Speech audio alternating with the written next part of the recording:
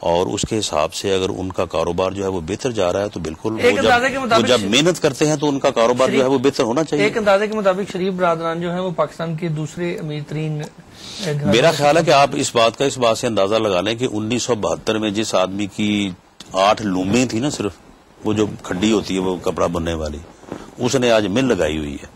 تو جن لوگوں کی اس وقت سٹیل مل تھی، وہ آپ بتائیں کہ اگر انہوں نے پوری دیانت، محنت اور لگن سے اگر انہوں نے کام کیا ہو تو ان لوگوں کو جو ہے وہ کہاں پہ ہونا چاہیے. اس حساب سے تو میں سمجھتا ہوں کہ انہوں نے جو ہے وہ 10% بھی جو ہے وہ ترقی نہیں کی.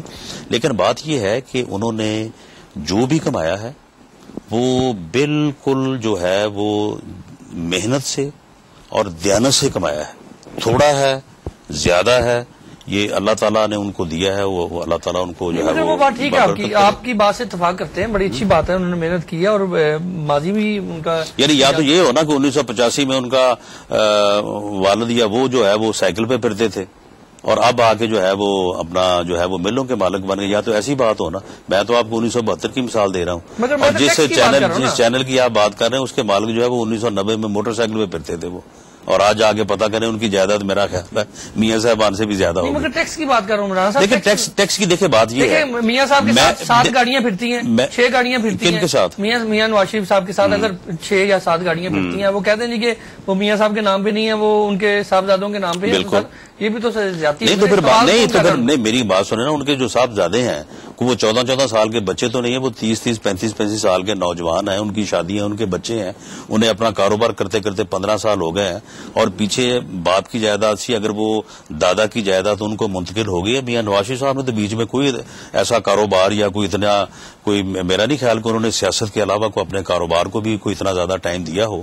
تو اگر وہ کاروبار کر رہے ہیں اور اگر وہ گاڑی ان کے نام ہے اور ان کے باپ کے استعمال میں، ان کی والدہ کے استعمال میں یا ان کی بہن کے استعمال میں ہے، تو میں سمجھتا ہوں کہ کسی کو اتنا پرابلم نہیں ہونا چاہیے. ٹھیک ہے، جعلی ڈگریوں کی طرف آتے ہیں. جعلی ڈگری ایک بہت اہم ترین مسئلہ ہے، اور آپ یہ دیکھیں کہ اگر ریشو نکالی جائے تو مسلم لیگ نون میں سب سے زیادہ آپ کے جو M P M N As ہیں جن کے پاس جعلی ڈگریاں ثابت ہوئی ہیں اس وقت، یا ان کے کیسز جو ہیں وہ عدالتوں میں چل رہے ہیں، یا ان کی وجہ سے ضمنی انتخابات جو ہیں وہ کروانے پڑے ہیں. اس پر کیا کہیں گے کہ آپ سمجھتے ہیں کہ آپ کی قیادت جو ہے، اور آپ کی ظاہری بات ہے قیادت میں موجود ہیں، آپ کی قیادت جو ہے مسلم لیگ نون جعلی ڈگریوں کے حوالے سے اپنی پارٹی میں کچھ سخت پالیسی لائیں گے؟ دیکھیں بات یہ ہے کہ جعلی ڈگری کے حوالے سے جعلی ڈگری کی شرط ہم نے نہیں لگائی تھی، جنرل مشرف نے لگائی تھی، بدنیتی سے لگائی تھی، اور اس لیے لگائی تھی کہ جو تجربہ کار لوگ ہیں وہ اسمبلیوں میں نہ پہنچے، نوجوان آ جائیں، اور میں اپنا جو ہے نا یہ فساد فساد جو ہے نا اس کو میں اسی طرح سے سن لیں. یہ جنرل مشرف نے قانون بنایا تھا، یہ جنرل مشرف نے کا بدنیتی پہ مبنی قانون تھا، اور اس قانون کو امپلیمنٹ سیاسی جماعتوں نے نہیں کرنا تھا. اس قانون کو امپلیمنٹ کرنا تھا ان ریٹرننگ آفیسرز نے جنہوں نے کوئی آدمی الیکشن خود سے تو نہیں لڑ لیتا. میں گھر بیٹھے کہوں کہ جی میں الیکشن لڑ رہا ہوں، ہاؤ اٹ از پاسبل. میں باقاعدہ جاؤں گا، میں جا کے ریٹرننگ افسر کے پاس جو ہے وہ اپنے کاغذات نامزدگی داخل کروں گا، ساتھ سند لگاؤں گا، ساتھ دوسرے کاغذات لگاؤں گا. یہ اس ریٹرننگ افسر کی ذمہ داری ہے کہ وہ میرے کاغذات کو دیکھے، اگر درست ہیں تو ایکسپٹ کرے، اگر غلط ہیں تو ریجیکٹ کر دے. پالیسی کیا ہے سر؟ پالیسی ہماری یہی ہے کہ عدالتوں کے فیصلوں کا احترام کیا جائے. گو ہم یہ سمجھتے ہیں کہ یہ قانون جب بنا اس وقت بھی غلط تھا، اور اب جب سپریم کورٹ یہ ہونا سر یہ غلط قانون ہے، اور پارلیمنٹ میں آنے کے بی اے کی شرط نہیں یہ غلط ہے بھائی. ساری دنیا میں نہیں ہے، یہاں برطانیہ میں نہیں ہے، پورے یورپ میں نہیں ہے، تو پاکستان میں کیوں ہو جہاں پہ 0.005% لوگ جو ہیں وہ اپنا گریجویٹ ہے. اگر کوئی آپ